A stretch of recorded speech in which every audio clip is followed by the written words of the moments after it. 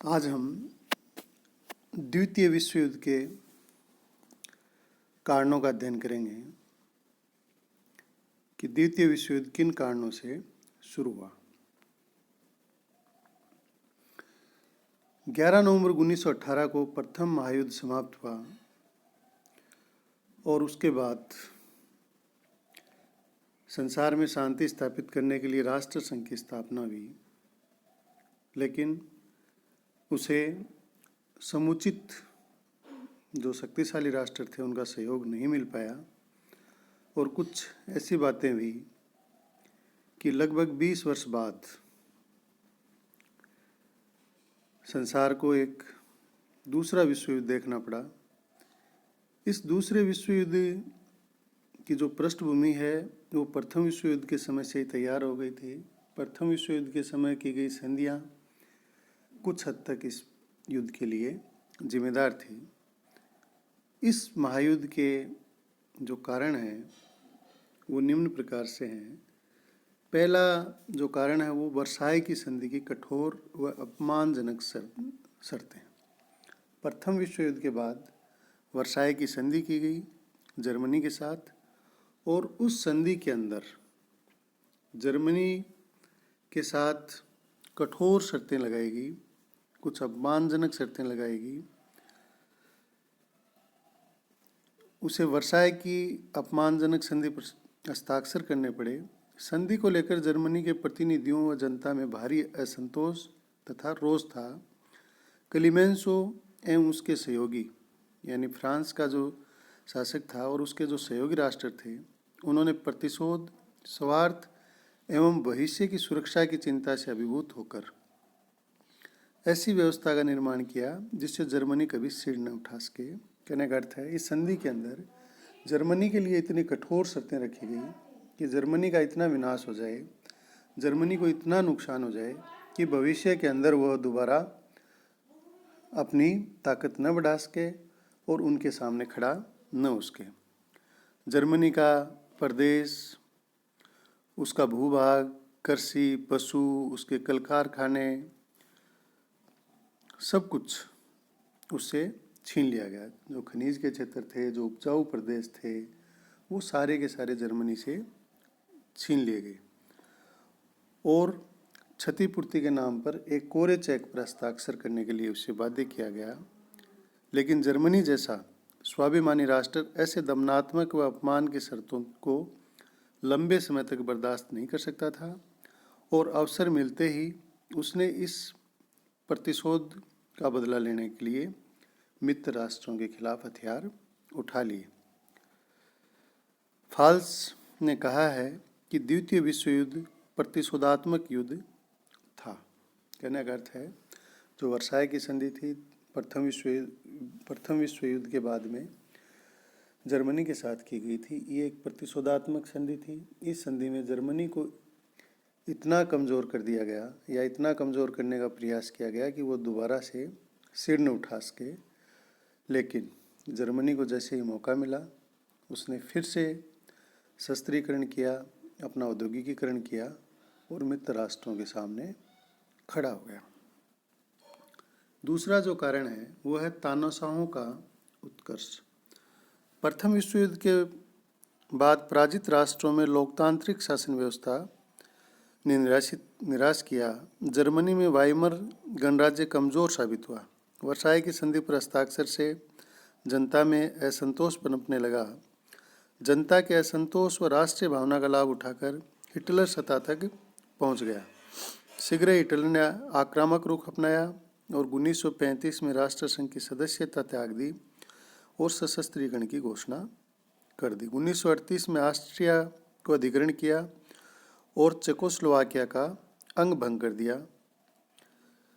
तो इस तरह से जो जर्मनी था उसके अंदर जो लोकतांत्रिक व्यवस्था थी उसके खिलाफ निराशा पैदा हो गई और निराशा पैदा होने पर यहाँ पे जर्मनी में हिटलर का उदय हुआ। हिटलर ने मौका पड़ते ही राष्ट्रसंघ का परित्याग किया और शस्त्रीकरण यानी शस्त्रों को बनाना और शस्त्रों की होड़ में शामिल हो गया। इसका परिणाम ये था कि उसने 1938 में ऑस्ट्रिया और फिर चेकोस्लोवाकिया का अंग भंग कर दिया। इसी प्रकार से इटली में मुसोलिन का उदय हुआ और जापान में भी तानाशाही और साम्राज्यवादी भावनाएं उत्पन्न हो चुकी थी और जापान ने राष्ट्र संघ की उपेक्षा कर मंचूरिया पर अधिकार कर लिया और इटली ने अबिसीनिया पर अधिकार कर लिया। और इन तीनों राष्ट्रों ने मिलकर 6 नवंबर 1937 को रोम, बर्लिन, टोक्यो धुरी का निर्माण किया और इस प्रकार तीनों तानाशाह एक साथ आ गए और दुनिया को दूसरे विश्व युद्ध के रास्ते पर ले आए। तो जो दूसरा कारण है वो तानाशाहों का उत्कर्ष है। जर्मनी, इटली और जापान के अंदर मुख्यतः तानाशाहों का उत्कर्ष हुआ और तीनों ने रोम, बर्लिन, टोक्यो धुरी का निर्माण किया 1937 में और फिर से युद्ध के मुहाने पर दुनिया आ गई। तीसरा जो कारण है वो है राष्ट्र संघ की असफलता। प्रथम विश्व युद्ध के बाद दुनिया में शांति स्थापित करने के लिए, अंतर्राष्ट्रीय सहयोग को बढ़ाने के लिए, सुरक्षा के लिए राष्ट्र संघ की स्थापना हुई, परंतु राष्ट्र संघ अपने उद्देश्य में सफल नहीं हो सका। राष्ट्र संघ बदनाम माँ की कमजोर बेटी की तरह था। यहाँ पर बदनाम माँ वर्साई की संधि को कहा गया है। इस तरह से राष्ट्र संघ सफल नहीं हो पाया और उसका जो मुख्य कारण ये था कि जो दुनिया के बड़े देश थे वो राष्ट्र संघ को सहयोग नहीं दे रहे थे और सहयोग वहीं दे रहे थे जहाँ पर उनका स्वार्थ था या राष्ट्र संघ के माध्यम से वो अपनी शर्तों का पालन करवाना चाह रहे थे जो दूसरे देशों को मंजूर नहीं था। इसी का परिणाम था कि तानाशाह का विकास हुआ और हिटलर, मुसोलिन और जापान के शासकों के बीच में रोम, बर्लिन, टोक्यो धुरी का निर्माण हुआ। चौथा जो कारण है स्पेन का गृह युद्ध है। 1931 में स्पेन के सम्राट अल्फांजो 13वें ने शासन त्यागते ही गृह युद्ध प्रारंभ हो गया। इस युद्ध में दक्षिणपंथी और वामपंथी इन दोनों के बीच था। 17 जुलाई 1936 को स्पेनिश गृह युद्ध प्रारंभ हुआ। स्पेनी सेना के जनरल फ्रैंको का समर्थन इटली व जर्मनी ने कर दिया। दूसरी ओर वामपंथियों का समर्थन रूस ने किया। जनवरी 1939 तक फ्रैंको ने संपूर्ण स्पेन पर नियंत्रण कर लिया। इस तरह से तानाशाही शक्तियाँ और बढ़ गई। यानी हिटलर और मुसोलिन ने जिस जनरल का समर्थन किया था उसने स्पेन पर अपना अधिकार कर लिया। इस तरह से स्पेन भी तानाशाही की गिरफ्त में आ गया और तानाशाहियों की ताकत बढ़ गई। अबिसीनिया पर आक्रमण।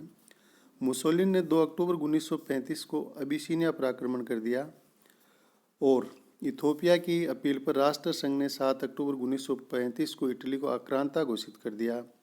लेकिन मुसोलिन ने ये कहा कि अगर पूरा इथोपिया ही मुझे चांदी की थाली में परोस कर दिया जाए तो मैं उसे स्वीकार नहीं करूँगा, मैं उसे तलवार के बल पर ही विजय करूँगा। कहने का सीधा सीधा अर्थ है राष्ट्र संघ की बात को उसने मानने से अस्वीकार कर दिया। निशस्त्रीकरण के प्रयासों की असफलता। विश्व राजनीतिकों का यह मानना था कि शांति के लिए शस्त्रों की होड़ को समाप्त करना आवश्यक है। वर्साई की संधि के द्वारा जर्मनी को शक्तिहीन करने के लिए योजना प्रस्तुत की गई थी, लेकिन जर्मनी का ये कहना था कि सिर्फ जर्मनी ही क्यों शस्त्र नहीं बनाए। अगर इसी सिद्धांत को लागू करना है तो ये सभी राज्यों पर लागू करना चाहिए। लेकिन मित्र राष्ट्र इसे स्वीकार करने के लिए तैयार नहीं थे और इसका परिणाम ये हुआ कि राष्ट्र संघ इस सिद्धांत को भी लागू नहीं कर पाया और सभी देश शस्त्रों की होड़ के अंदर लग गए। अगला जो कारण है वो ये है पश्चिमी राष्ट्रों की नीति में अंतर्विरोध। मित्र राष्ट्र परस्पर सहयोगी राष्ट्र थे। राष्ट्र संघ की स्थापना में सामूहिक योगदान था, परंतु मित्र राष्ट्रों की नीतियों में समानता का अभाव था। उनमें आपस में अंतर्विरोध था, जिससे संकटों के समय एकमत होकर कार्रवाई नहीं कर सकने के कारण जर्मनी व इटली की शक्ति व साहस में वृद्धि होती गई, जो विश्व शांति के लिए खतरा बन गए। यानी पश्चिमी जो राष्ट्र थे उनके अंदर अंतर्विरोध था। एक दूसरे का वो सहयोग नहीं कर रहे थे, वो सिर्फ अपने अपने स्वार्थ जहाँ सिद्ध हो रहा था उसी बात का सहयोग कर रहे थे, जहाँ उनका स्वार्थ नहीं था वहाँ वो कुछ नहीं कर रहे थे। इसी का ये परिणाम था कि हिटलर, मुसोलिन को बढ़ावा मिला और इन तानाशाहों ने अपने आसपास के जो छोटे राष्ट्र थे उन पर आक्रमण करना शुरू कर दिया और अपना वर्चस्व स्थापित कर लिया। जो सबसे प्रमुख कारण है वो है इंग्लैंड की तुष्टीकरण की नीति। इंग्लैंड यूरोप में शक्ति संतुलन बनाए रखने का पक्षधर था। वह प्रथम विश्व युद्ध के बाद फ्रांस की बढ़ती शक्ति को नियंत्रित करना चाहता था। इंग्लैंड ये चाहता था कि यूरोप के अंदर शक्ति संतुलन बना रहे, लेकिन प्रथम विश्व युद्ध के बाद में जब जर्मनी का अंग भंग कर दिया गया, उसकी सेना को ख़त्म कर दिया गया, उसके खनिज पदार्थों पर दूसरे राज्यों ने अधिकार कर लिया, तो फ्रांस की ताकत बढ़ती गई। लेकिन इंग्लैंड ये नहीं चाहता था, ब्रिटेन ये नहीं चाहता था कि फ्रांस की शक्ति बढ़े। मध्य यूरोप में साम्यवाद का प्रसार हो रहा था, यानी रूस अपनी शक्ति बढ़ा रहा था। साथ ही व्यापार की वृद्धि पर भी इंग्लैंड अपना नियंत्रण चाहता था। इसके लिए जर्मनी का शक्तिशाली एवं उद्योग संपन्न बने रहना आवश्यक था। अतः ब्रिटेन की जर्मनी के प्रति सहानुभूति रही और 1938 में ऑस्ट्रिया के अपहरण, चेकोस्लोवाकिया के अंग भंग, राइनलैंड के सैन्यकरण जो व्यवस्थाएं हुई उस पर उन्होंने तुष्टीकरण की नीति अपनाई, यानी कोई भी कदम जर्मनी के खिलाफ नहीं उठाया। इस तरह से मित्र राष्ट्रों का मोर्चा कमज़ोर पड़ता गया और तानाशाहों का आत्मविश्वास बढ़ता गया। चर्चिल ने कहा था, हमारी तुष्टीकरण की नीति का एक दुर्भाग्यपूर्ण परिणाम ये रहा कि हिटलर को विश्वास हो गया कि इंग्लैंड व फ्रांस उसके विरुद्ध युद्ध करने में सक्षम नहीं है। कहने का सीधा सीधा अर्थ है, इंग्लैंड ये चाहता था कि यूरोप के अंदर शक्ति संतुलन बना रहे और व्यापार पर उसका नियंत्रण रहे, लेकिन जैसे जैसे फ्रांस की शक्ति बढ़ रही थी वो ये नहीं चाहता था कि जर्मनी इतना कमज़ोर रहे कि फ्रांस ज़्यादा ताकतवर हो जाए। इसलिए जर्मनी के शासकों ने जो भी कदम उठाए, चाहे वो सही थे चाहे गलत थे, उनके प्रति इंग्लैंड ने कोई भी कदम नहीं उठाया। इस तरह से फ्रांस और इंग्लैंड के बीच में अविश्वास बढ़ता गया और जिसका परिणाम था कि दुनिया को दूसरे विश्व युद्ध की तरफ जाना पड़ा। इसी बात पर जो बाद में इंग्लैंड के प्रधानमंत्री हुए चर्चिल, उन्होंने ये लिखा था कि हमारी तुष्टीकरण की नीति का एक दुर्भाग्यपूर्ण परिणाम ये है कि हिटलर को ये विश्वास हो गया है कि इंग्लैंड व फ्रांस उसके विरुद्ध युद्ध करने में सक्षम नहीं है, यानी उसके खिलाफ नहीं लड़ सकते। इतिहासकार सुमा ने लिखा है, ये नीति प्रारंभ से ही आत्मघाती मूर्खता के अतिरिक्त कुछ और नहीं थी, यानी स्वयं को खत्म करने के अलावा ये नीति कुछ भी नहीं थी। तो द्वितीय विश्व युद्ध में इंग्लैंड की जो ये तुष्टीकरण की नीति थी, इसने एक मुख्य भूमिका निभाई।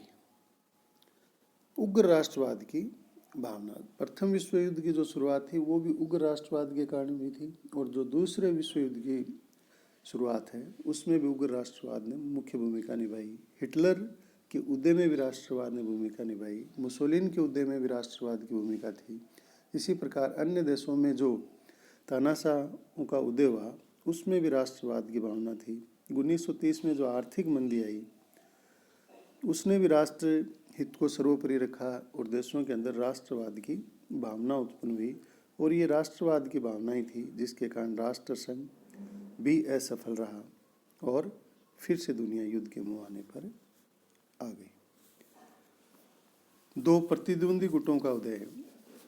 प्रथम विश्व युद्ध के बाद संपूर्ण विश्व दो खेमों में बंट गया। एक तरफ जर्मनी, इटली और जापान, जिन्होंने रोम, बर्लिन, टोक्यो धुरी का निर्माण किया, तो दूसरी तरफ इंग्लैंड, फ्रांस, सोवियत रूस और अमेरिका जैसे मित्र राष्ट्र ने भी एक संधि संगठन स्थापित कर लिया।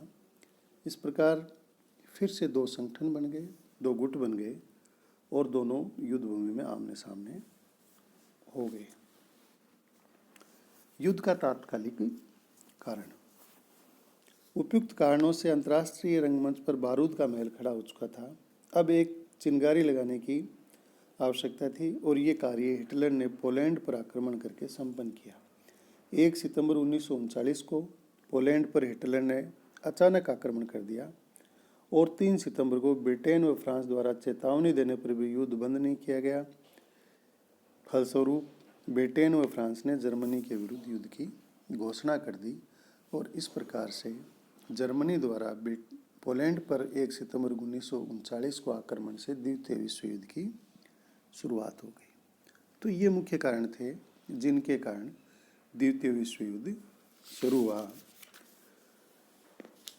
और इन कारणों में जो सबसे मुख्य कारण है वो वर्साई की संधि ही है। वर्साई की संधि के अंदर ये निहित था कि जो पराजित राष्ट्र हैं उनमें असंतोष पनपेगा और जब वो सक्षम हो जाएंगे तो इस संधि को तोड़ने का प्रयास करेंगे और उस प्रयास के फलस्वरूप युद्ध होना आवश्यक था।